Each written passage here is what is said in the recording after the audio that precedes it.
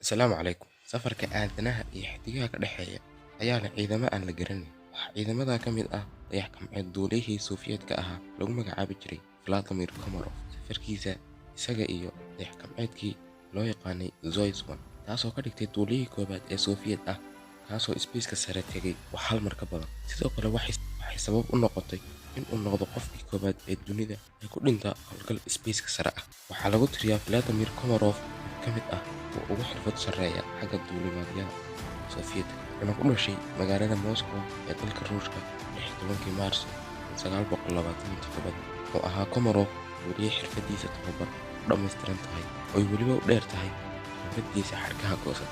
waana sababta loogu doortay in uu duuliyo ka noqdo dayax-gacmeedkii la dhihi jiray Soyuz 1967 miilaadiga. isaga iyo raa'idkii kale lagu magacaabi jiray Yuri Gagarin, iyagoo labadooduba og in ay kaabsultu ayna diyaar u ahayn oo lagu duuli karin. Dhammaan dadka barnaamijka Sofiyeedka u qaabilsan duulimaadyada spaceka waxay ka cabsi qabeen falcelinta xukuumadda ay kasoo falcelin doonto haddii dib loo dhigo mishinka ama ay dareento in laga gaabinayo. Komarov wuxuu dadkiisii iyo asxaabtiisii u sheegay suurtagalnimada dhimashadiisa. Komarov ma rabin in uu faraha ka qaado howlgalkan si uuna u waayin saaxiibkiisa ugu dhow Yuri Gagarin. isla markiiba labadoodu waxay bilaabeen tijaabinta nidaamyada iyo nashqadaynta dayax-gacmeedka ay u xaqiijiyeen guusha aan macquulka ahayn, iyagoo weliba labadooduba og in ay tahay howlgal isnidaamin oo macnaheedu tahay isdilid. wuxuu Komarov isku dayay in uu soo bandhigo cilladda iyo weliba dhibaatooyinka injineer, taasoo sababi karta in howlgalkani fashil mayo nolosha duuliyayaasha. laakiin jawaabta uu helay ayaa ahayd in lagu eedeeyay in duuliyihii ugu xirfadda badnaa uguna geesisanaa Ruushka u leeyahay una qalmin in uu sii xidhnaado labiska ciidanka iyo sharafta duuliyayaasha Sofiyeedka. wuxuuna ogaa Komarov hadduu faraha ka qaado howlgalkan in uu qabanayo Yuri Gagarin uuna isagu dhimanayo booskiisii. wuxuuna Komarov sidaa kusoo bandhigay in uu diyaar u yahay howlgalka.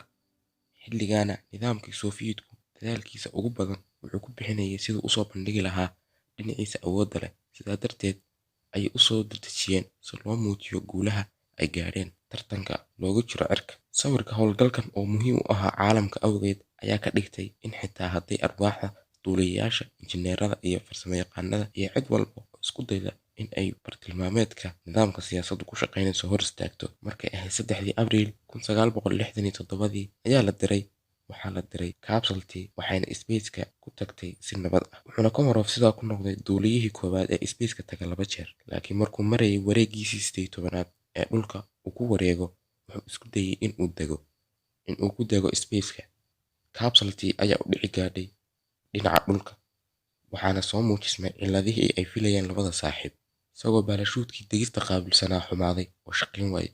laakiin arrinta naxdinta u yeeshay Komarov kana xanaajisay ayaa ah kaabsultii qaabilsaneyd in uu kaga soo dego fogaanshaha oo ku socotay xawaare aan qiyaas lahayn, welibana ku wajahan dhulka.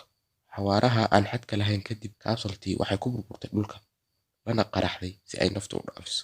weliba muuqaal aan cidna u adkaysan karin lana iloobi karin. Gagarin ayaa murugo darteed isku soo ururiyey lafihii iyo jidhkii ka soo hadhay saaxiibkii, mana uusan helin waxaan ka ahayn laf canqowga ah oo burburtay. wuxuu dhintay Komarov isagoo habaaraya dadkii sameeyay dayax-gacmeedkaas iyo kuwii qaabilsanaa xakamaynta taraafikada hawada. wuxuuna dhintay 24 Abriil 1967. inkasta uu geesi ahaa, geesinimona ku dhintay, haddana nidaamka Sofiyeedku wuxuu qariyay xaqiiqada isagoo ku tilmaamay shil. xaggay caalamka oo si xamaasad leh u sugaya howlgalkaas uga soo bandhigi lahaayeen fashilka howlgalkaas. waana waxa Gagarin ka xanaajiyey kuna kalifay in uu ku qasbo xukuumadda in saaxiibkii loo aqoonsado geesi qaran, loona sameeyo aad qaran, laguna aaso derbiga Crown Line. waana loo qabtay lana fuliyo codsiga saaxiibkii dalka dartii maadaama uu dhintay. wuxuuna Komarov muteystay bilado ay ka mid yihiin biladda halyeyga midowga Sofiyeedka iyo biladda halyeygii Lenin, waxayna ku magacaabeen